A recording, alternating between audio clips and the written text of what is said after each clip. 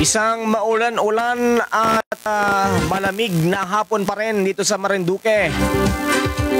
Sa pangalan po na bumubuo ng newsroom mula sa sentro ng balitaan ng malalawigan ng Marinduque, ako po ang inyo pong tagapagbalita, Adrian Rosales, dito po sa Marinduque News.